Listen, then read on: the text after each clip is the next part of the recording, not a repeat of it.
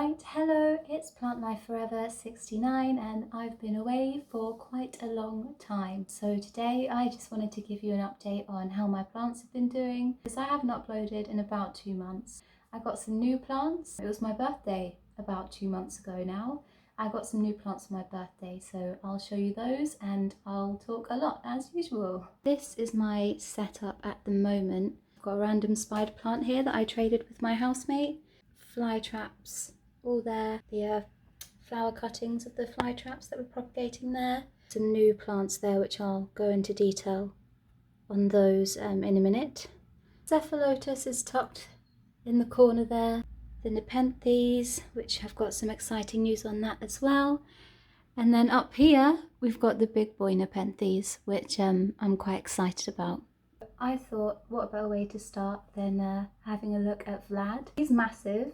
I don't know if you saw him in the last video. He didn't have as many traps as he does now. There's definitely some that I can take off, like this one. Definitely gone. Some nice red coloured traps coming in. They're not the biggest, and as you know, Vlad is a dad. That tiny little Venus flytrap baby right there, that's doing quite well. That's not doing badly at all, I'm really pleased. Then we come along to not so good. All of these traps on the Switzerland giant are now going black, which isn't good. I did actually let this one fully flower. This is a flower from one of these Drosser rotundifolii in that pot. Yeah, it's quite pretty. It's only just unfurled and it's got these kind of, there you go. It's got kind of nice purpley flowers. It's got no new traps coming through, so I think it might be the end for our Switzerland giant. Hopefully it'll come back. I'm just going to keep it under lights and maybe I'll figure out an intensive care program for him. Time will tell. Only time will tell if that fly trap will survive. This is the DCXL. I did say previously that he wasn't a very sticky uppy fly trap, but actually he's sticking up now. The traps are looking really nice. This nice red mouth. It looks really healthy. It has been making some more squat traps that are very small.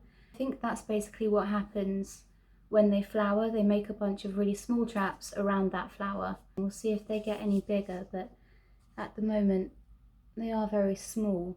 Hopefully with some time it'll get a bit bigger. This one has gone absolutely crazy. It is in like the prime position on the window and we've got the lights. Pretty big for just a typical VFT. Oh, that's blood red. That's something I did notice. This one started growing some just totally red traps. And they've all turned out to be just red on the inside of the mouth. Just beautiful. More squat ones in the bottom there as well, but it's sort of spring summertime now, so that's to be expected. I'm really pleased with this one. This one seems to be like the most robust guy. Mites did not faze him. Being overwatered and having a shit dormancy has not fazed him. He's come back so you're not talking to my t-shirt. Typical VFTs have actually done the best for me in the way of like just being really hardy. Named cultivars haven't actually been as hard wearing as the typicals have. Moving on to the flower propagations from the fly traps.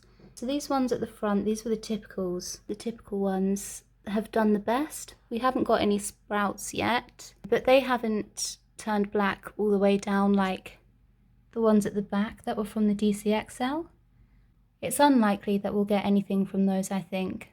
But I'm hopeful for these. These look to be promising, so that's those. The next thing on my windowsill are these beautiful Saracenia purpurea.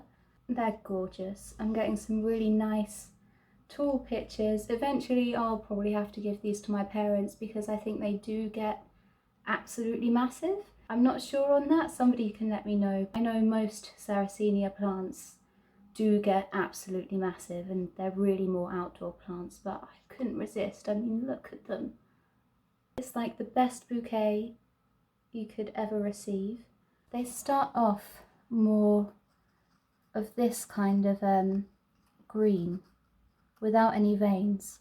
They eventually start to develop these kind of veins. The more sunlight they get, as you can see on this one, over time, they start to go purple until they look like this. They're really interesting plants. They love humidity, really high humidity, loads of water, and yeah, they're just gorgeous. These are Drosser capensis. I've got, if I just quickly grab the Switzerland giant. These sundews are Drosser rotundifolia, and these are Drosser capensis. So they've got the kind of like a paddle shape. The more light they get, once again, the more colour they get in their little juicy tentacles. I don't know what they're called, the technical words for them, so I'm going to call them juicy tentacles. That's accurate. You can't tell me they're not juicy tentacles.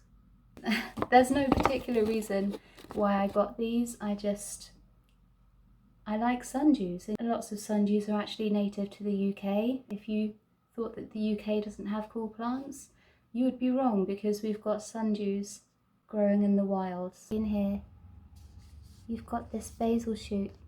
Now this tiny new baby Nepenthes coming in, and they make these different juvenile pictures that look totally different to the mature pictures here.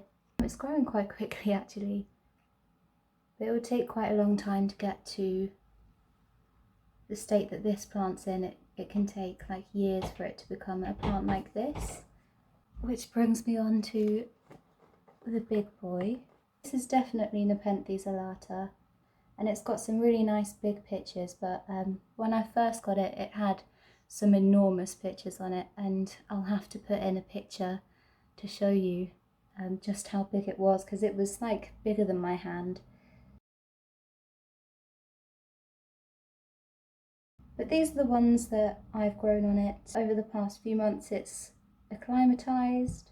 Some of those pictures have turned and I've cut them off. I've got some nice big ones anyway, and I'm so pleased with this. It's less about the humidity and more about the water vapour actually touching the tendrils. I've also been doing, if the humidifier doesn't quite reach up that high, is you can just spray the tendrils of these little pitchers with some distilled water. Finally, this is the Ceph. You've still got these three pitchers at the front here. One pitcher that's like half purple and half green. And the most exciting thing is that we've got loads of new pitchers coming in. Almost on every single rosette you've got new pitchers. So that's very exciting as well.